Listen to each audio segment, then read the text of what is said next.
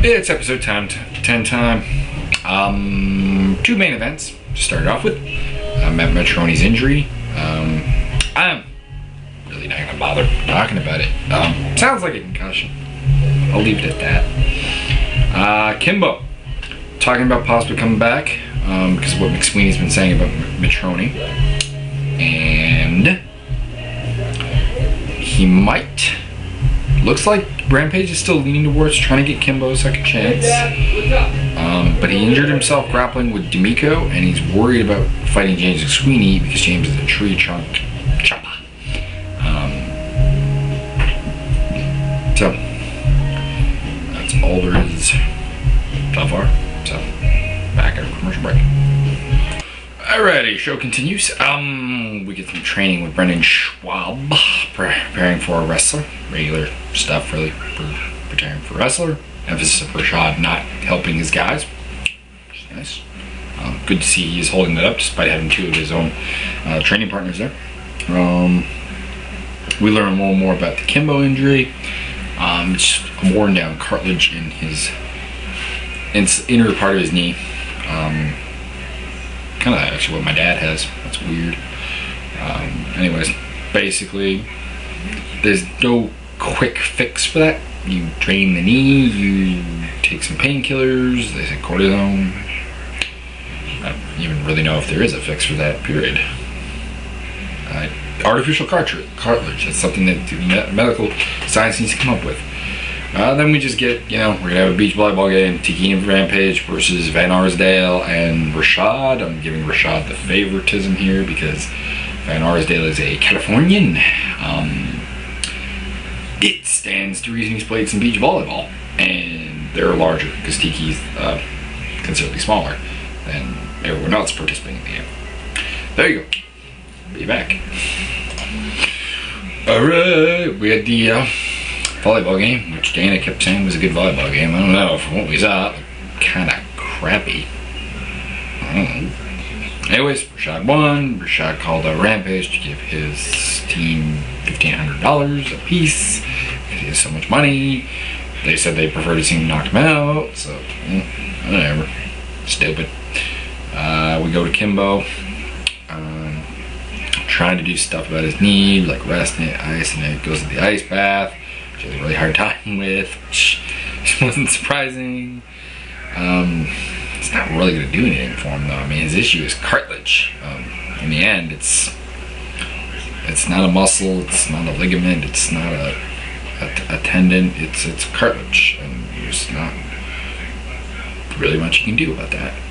Brendan Schaub gets angry that Rashad is coaching John.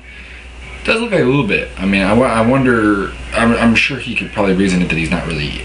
He's not coaching him for Brendan. He's just teaching him to box, which is kind of his job. Whereas to teach Brendan how to stop a shot would be, I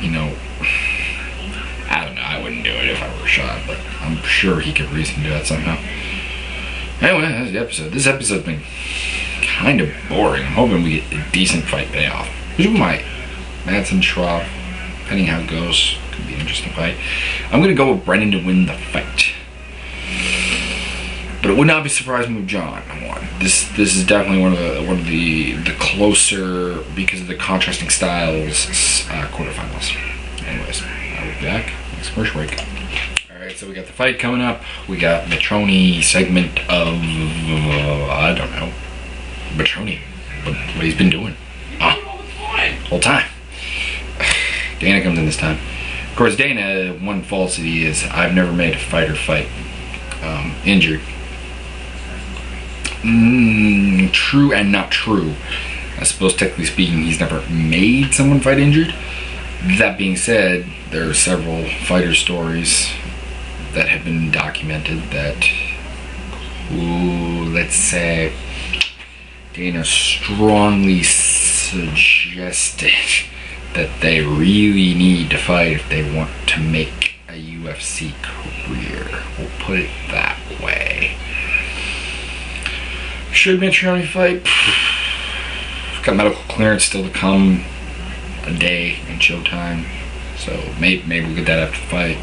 Maybe that'll come later because it's still a good chunk of time on the clock. So we could see a fight and then a quick step it up. He's cleared. And what will he decide? If he's cleared, I think he should fight. That's my opinion, but it's all up to him. I mean, not everyone's a fighter. That's just how it is. Fight's about to start. We got McSweeney, it looks like, in the corner of Brendan, and we got in the other corner Mike Van Arsdale. And your classic striker versus grappler. We'll see how it goes. Yeah, I just noticed that Daryl's doing the corner again, much like he did in the Roy Nelson versus Ren fight. So it seems like we have 2 cornermen in Rashad's team. Whatever. First round, gave it to Madsen. The takedowns were the only thing really significant. Schaub wasn't picking him apart on the feet or anything. On the ground, or wasn't really doing much. A pair of guillotines that weren't really close. He's doing an okay job preventing the takedown, but he's got to land some significant offense. I saw him stumble Madsen the one time, so I guess you could consider that, you know, significant. Just so you know, I'm squirming because the dog is squirming. And I'm trying to keep him from jumping down and hurting his bad leg. Anyways, that's all the round. We'll see. Round 2. We'll see what happens. Schwab knocks out Nick Sweeney, or Madsen, after a little bit of same junk. Schwab kind of makes the comment I was thinking about. A lot of cage grabbing. That's about it, really. He advances to join Roy Nelson. We got 4 fights next week. 2-hour special. Very nice. Looking forward to that. And that's it for this week. Peace.